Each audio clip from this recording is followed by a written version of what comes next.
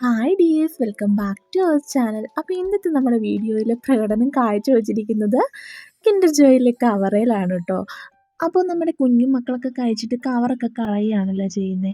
നമുക്കിത് വെച്ചിട്ട് ഇഷ്ടം പോലെ ക്രാഫ്റ്റ് ചെയ്യാവുന്നതാണ്. അപ്പോൾ ഇതിനുള്ളിൽ ഞാനിന്ന് ഒരു പാഠമാണ് വരച്ച് കാണിക്കുന്നത്. അപ്പോൾ നമുക്ക് വേഗം തന്നെ വീഡിയോയിലൂടെ കിടക്കാം. അതിന് മുമ്പായിട്ട് നമ്മുടെ ചാനൽ പുതിയതായിട്ട് ആരെങ്കിലും കാണുന്നുണ്ടെങ്കിൽ മറക്കാനും ചാനൽ സബ്സ്ക്രൈബ് ചെയ്യുക. തൊട്ടടുത്ത് കാണുന്ന ബെല്ലൈക്കൺ കൂടെ ക്ലിക്ക് ചെയ്ത് ഓൾ എന്ന ഓപ്ഷൻ സെലക്ട് ചെയ്യാം കേട്ടോ. എങ്കിലേ ഞാൻ ഫ്യൂച്ചറിൽ ഇതുപോലത്തെ വീഡിയോസൊക്കെ അപ്ലോഡ് ചെയ്യുമ്പോൾ നിങ്ങൾക്ക് മിസ്സാവാണ്ട് കാണാൻ പറ്റുള്ളൂ.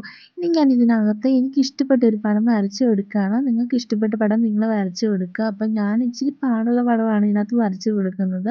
മ്യൂറൽ പെയിൻറ്റിങ് പല രീതിയിൽ ചെയ്യുന്നത് കണ്ടിട്ടുണ്ട്. അങ്ങനെ വിചാരിച്ചിരുന്നപ്പോൾ ഞാൻ ഇങ്ങനെ ഒരു പിക്ക് കണ്ടു, അതെനിക്കിഷ്ടമായി. അപ്പം ഞാൻ വിചാരിച്ചു എന്നതിലാണ് ചെയ്യുന്നത്. അങ്ങനെ ഇരിക്കുകയാണ് എനിക്ക് കിൻഡർ ജോയുടെ ഒരു കവർ കിട്ടുന്നത്. അപ്പം ഞാൻ വിചാരിച്ചു കിൻഡർ ജോയുടെ കവറിൽ തന്നെ ചെയ്ത് നോക്കാം, അതാകുമ്പം വെറൈറ്റി ആയിരിക്കുമല്ലോ.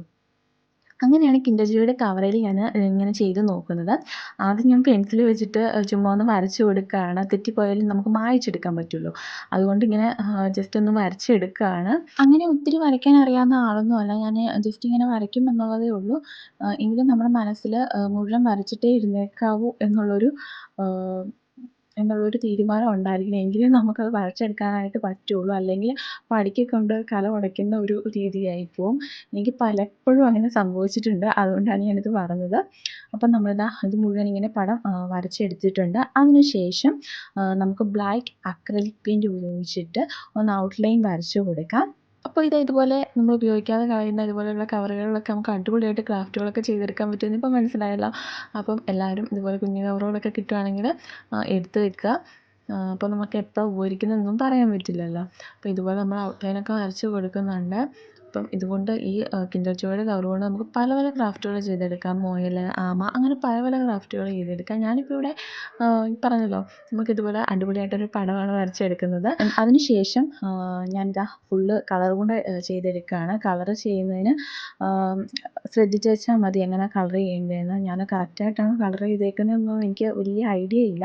ഞാൻ ആദ്യമായിട്ട് ചെയ്യുന്നതാണ്. അപ്പം തെറ്റുണ്ടെങ്കിൽ ക്ഷമിക്കണം. അപ്പോൾ അതിനായിട്ട് ആദ്യം തന്നെ ഞാൻ ചുണ്ടും പൊട്ടും റെഡ് കളർ അക്രലിക് പെയിൻറ്റ് വെച്ചിട്ട് ചെയ്ത് കൊടുക്കുകയാണ്. അതിനുശേഷം ഫേസിനാണ് കളർ കൊടുക്കുന്നത്. ഫേസ് 2 കളർ മിക്സ് ചെയ്തിട്ടാണ് കൊടുക്കുന്നത്. ഓറഞ്ചും അതുപോലെ യെല്ലോയും കൂടെ മിക്സ് ചെയ്തിട്ടാണ് കൊടുക്കുന്നത്. ഒരു ലൈറ്റ് ഓറഞ്ച് കളർ കിട്ടാനായിട്ടാണ് അങ്ങനെ ചെയ്ത് കൊടുക്കുന്നത്. അപ്പോൾ രണ്ടും കൂടെ മിക്സ് ചെയ്തിട്ട് നമ്മളിതുപോലെ കൊടുക്കുകയാണ്. ഫുള്ള് ഫേസ് ഇതുപോലെ ചെയ്ത് കൊടുക്കുകയാണ്. അതുപോലെ ഞാൻ ഈ വരച്ചിരിക്കുന്ന പിക്കും കളർ ചെയ്തിരിക്കുന്നതും ഒക്കെ അത്ര ശരിയായിട്ടില്ലെന്നറിയാം.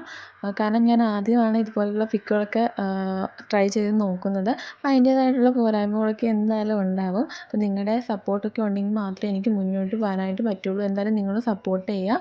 ഫ്രണ്ട്സിനും റിലേറ്റീവ്സിനും ഒക്കെ ഒന്ന് ഷെയർ ചെയ്ത് കൊടുക്കുക. അതുപോലെ ചെയ്തിരിക്കുന്നത് നല്ലതാണെങ്കിലും ചീത്തയാണെങ്കിലും നിങ്ങളുടെ അഭിപ്രായങ്ങളൊക്കെ കമൻറ്റ് ബോക്സിൽ കൂടെ വന്ന് അറിയിക്കുക. എന്തെങ്കിലും തെറ്റുകളൊക്കെ ഉണ്ടെങ്കിൽ അതും നിങ്ങൾ വന്ന് പറഞ്ഞു തരിക. എങ്കിലേ നമുക്ക് അതൊക്കെ തിരുത്തി മുന്നോട്ട് പോകാനായിട്ട് പറ്റുകയുള്ളൂ. വീഡിയോ ഒക്കെ ഇഷ്ടമാവുകയാണെങ്കിൽ ലൈക്ക് ചെയ്യാനും ചാനൽ സബ്സ്ക്രൈബ് ചെയ്യാനും അതുപോലെ ഇഷ്ടമായ ലൈക്ക് ചെയ്യാനും മറക്കരുത്. നിങ്ങളുടെ സപ്പോർട്ട് ഉണ്ടെങ്കിൽ മാത്രമേ എനിക്ക് മുന്നോട്ട് പോകാനായിട്ട് പറ്റുകയുള്ളൂ. അപ്പോൾ നമ്മുടെ ഫേസിലൊക്കെയുള്ള പെയിൻറ്റിൻ്റെ പരിപാടികളൊക്കെ ഏകദേശം ഇവിടെ റെഡി ആയിട്ടുണ്ട്. ഇനി നമുക്ക് അടുത്ത കളറാണ് ചെയ്ത് കൊടുക്കുന്നത്. ഇനി ഞാനിവിടെ ഗ്രീനാണ് എടുത്തിട്ടുള്ളത്. അപ്പോൾ നമുക്ക് അടുത്ത ഗ്രീനും കൂടെ ഇവിടെ ബാക്കി വരുന്നിടത്തൊക്കെ ഒന്ന് ചെയ്ത് കൊടുക്കുക. അതിനുശേഷം ബാക്ക്ഗ്രൗണ്ട് ഞാൻ 2 കളറാണ് കൊടുക്കുന്നത്. 2 ബ്ലൂ ആണ്. ഒന്ന് ലൈറ്റ് ബ്ലൂവും ഒന്ന് ഡാർക്ക് ബ്ലൂവും കൂടെ മിക്സ് ചെയ്തിട്ടുള്ള ഒരു കളറാണ് കൊടുക്കുന്നത്.